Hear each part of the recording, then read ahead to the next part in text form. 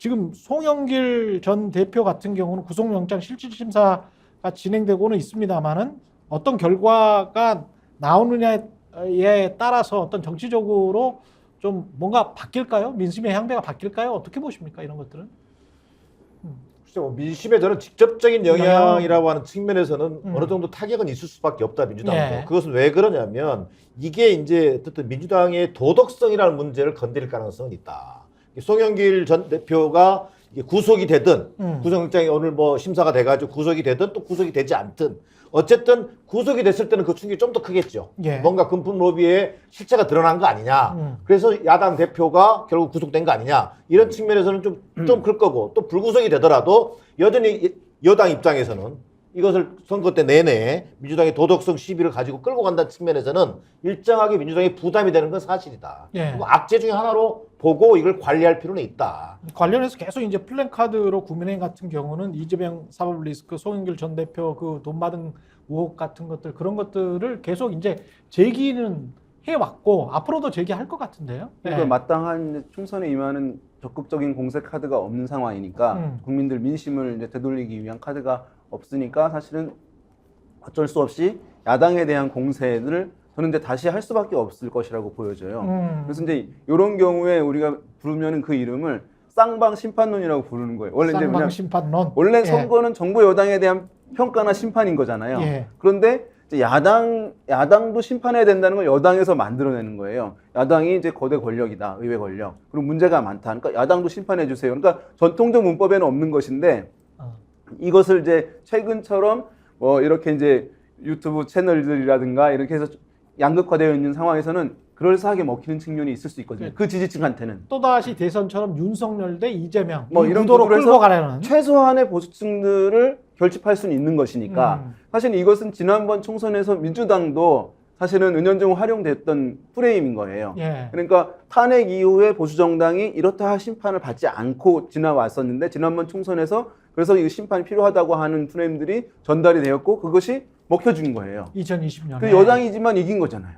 예. 그러니까 이겼죠. 예. 예, 그러니까 여당도 야당 심판해야 된다고 하는 것이 가능한 부분이 있는 거예요. 최근에 선거들에서는 좀 가능해진 측면이 있는 것이니까 저는 아마도 여권에서는 이제 야당 대표들 전현직 대표들에 대한 공세 이런 것들을 이제 하긴 할 텐데 다만 이제 여기서 우리 정 소장님 말씀하신 대로 정 교수님 말씀하신 대로 이것이 이제 국민들 시각에 봤을 때 문제가 있는 것이니까 당연히 이제 효과가 있고 보수층을 결집하는 데도 효과가 있을 것이긴 한데 우리가 쭉 정치를 봤을 때 약간 무뎌지는 측면들은 있는 것 같아요.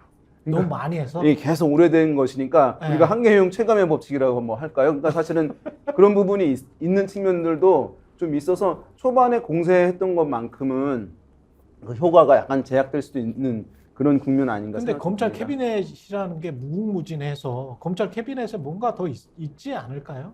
2월, 3월에 뭔가를 더 꺼낼 준비를 분명히 할 것 같은데. 지금 이제 한동훈 비대위원장이 돼야 되는 이유도 그 얘기하는 분들이 있어요, 여당에. 그러니까는 검사 대 피의자 구도가 좋다. 그러니까 한동훈 대 이재명 구도도 좋다. 그러니까 윤석열 대 이재명이랑 똑같은 건데 예. 한동훈 대 이재명 해가지고 이제 이재명 대표를 비롯한 민주당의 뭐 586 운동권들 등등 해서 이 사법 리스크들이 다 있다.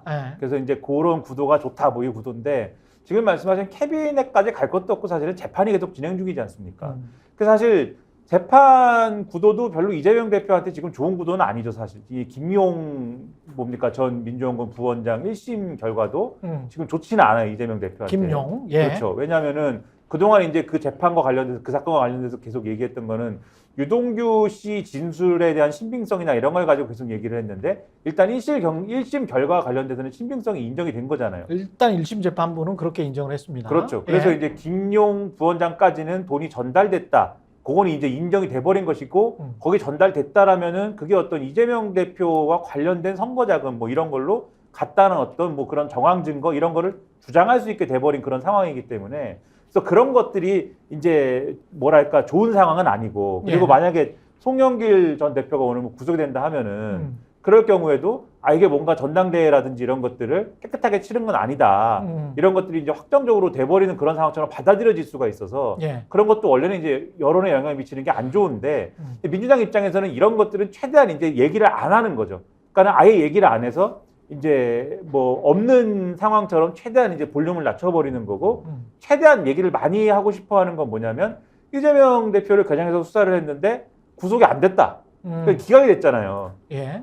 영장이 기각이 되지 않았습니까? 이재명 대표가. 예. 그래서 사실은 그게 굉장히 큰 일이에요. 그러니까 사실 그때 지나고 보니 그게 큰 일이었어요. 그렇죠. 예. 그걸로 지금 사실은 민주당 입장에서는 그걸로 다 덮어버릴 수 있는 상황인 거죠. 여론의 어떤 상황에서는. 그러니까 어떤 재판에 1심이 나오기 전까지는 총선 전에 1심이 나오기 전까지는 사법부의 판단이 그게 가장 컸던 걸로 지금 생각되어집니다. 그렇죠. 예. 이 사람들의 인식이라는 거는 뭐 지금 아까 말씀하셨듯이 한계효용의 법칙도 말씀하셨지만 사법 리스크와 관련돼서 뭐 이런 얘기도 있고 저런 얘기도 있고 굉장히 복잡한 얘기들이 헷갈려. 예, 많은데 근데 결정적으로는 이재명은 법원에 갔는데 나왔잖아. 예. 이게 기억이 남아 있으니까 그 얘기만 하는 겁니다. 그러면은 역으로 생각해 보면 사실 그때 체포동의안이 부결이 됐으면은 예. 그게 없었을 거거든요. 그렇지.